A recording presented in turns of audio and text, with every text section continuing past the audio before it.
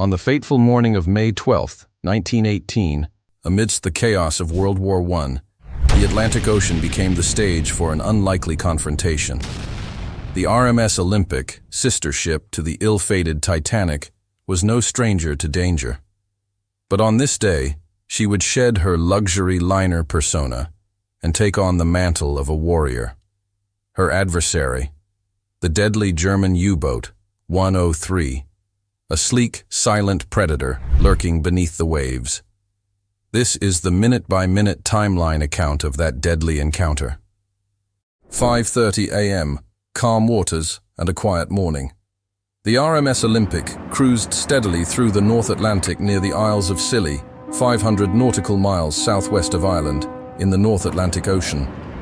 While the ship had been converted into a troop transport, her imposing size and strength were a deterrent to potential attackers. But in the waters of the Atlantic, even the mightiest vessel was vulnerable to the deadly menace lurking beneath the surface. 11:02 a.m. First sighting of the enemy. A lookout on the Olympic's foremast spotted a periscope rising from the ocean, just 1,500 yards off the starboard bow. The crew, always alert, knew this could mean only one thing: a German U-boat. The submarine was U-103, a type U-boat commissioned by the German Imperial Navy. These U-boats were designed for long-range patrols and were armed with 4 torpedo tubes and deck-mounted artillery. U-103 was a formidable foe, equipped with the G6 torpedoes, designed for maximum penetration and destruction. In this case, the U-boat's commander would need to position it perfectly to strike the Olympic with deadly accuracy. 11:04 a.m. The Olympic prepares for battle. Captain Bertram Hayes knew that the sighting of a U-boat was a serious threat. He immediately ordered the Olympic to increase speed and prepared her deck guns for action. The ship's gunners, well trained in their wartime duties, manned the 4.7-inch QF Mark 9 naval guns. The gunners, positioned on the fore and aft decks, carefully adjusted their sights, ready to open fire. The deck-mounted naval guns were quick-firing, with a rate of fire of around 6 rounds per minute, and were capable of launching a barrage of their 45-pound shells in rapid succession at targets up to 12,000 yards away. 11:06 a.m., the first strike. Without hesitation, U-103 launched its first torpedo. The G6 torpedo, traveling at 44 knots, cut through the water in the direction of the Olympic. These torpedoes were designed to inflict devastating damage to large ships, especially in the confined waters of the North Atlantic. The Olympic's crew, anticipating the attack, managed to adjust course just in time. Captain Hayes quickly ordered a sharp turn to starboard, using the Olympic's immense rudder and powerful engines to maneuver the massive vessel. The maneuver created just enough clearance for the torpedo to miss by mere feet, slicing harmlessly through the water and sending a tremor through the ship's hull, but leaving it otherwise unharmed. 11:08 a.m. The Olympic returns fire. The Olympic's gunners, stationed at their naval guns, sprang into action, scanning the waves for the elusive target. Once the U-boat's periscope reappeared, they unleashed a barrage of shells from both the fore and aft guns.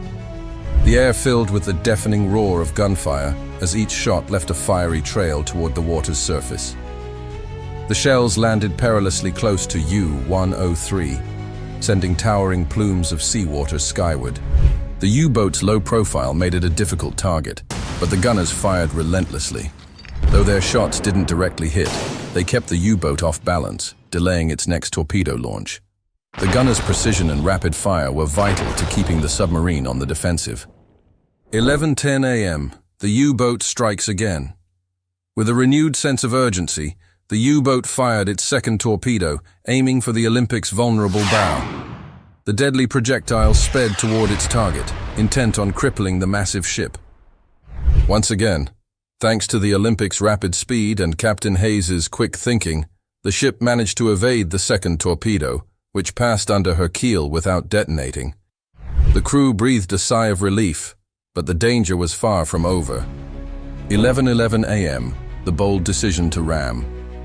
Realizing that the U-boat was not easily deterred by gunfire alone, Captain Hayes made a dramatic decision. He ordered the Olympic to charge directly at the U-boat. The ship, already moving at 21 knots, surged forward as her engines roared to life. The massive ship leaned slightly as her bow pressed harder against the current. The crew felt the vibration of the turbines intensify beneath their feet as the Olympic accelerated, becoming a 46,000-ton juggernaut, hurtling toward U-103. In a frantic bid for survival, the U-boat's commander ordered an emergency dive. Red alert. The crew scrambled Red to alert. flood the ballast tanks as the Enemy submarine vessel. descended beneath the surface. However, with the Olympic's momentum closing in, the U-boat couldn't avoid the impending collision. 11:12 a.m. Collision and catastrophic damage. The Olympic's reinforced bow collided with the U-boat's conning tower, tearing a massive hole through its hull. The collision sent shockwaves through the submarine's crew. The impact was so severe that it instantly compromised the U-boat's internal structure. As the Olympic attempted to pull away, the force of the ship's wake dragged the U-boat directly into the path of the ship's propellers. The massive blades of the Olympic's engines shredded the U-boat's stern, creating a horrific sound of twisting steel as the submarine was pulled into the ship's propellers.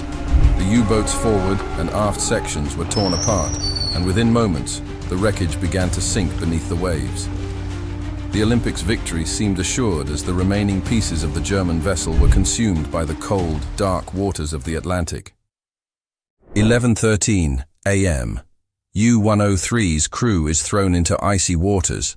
Some of U-103's crew managed to escape the wreckage and surface in the freezing Atlantic waters.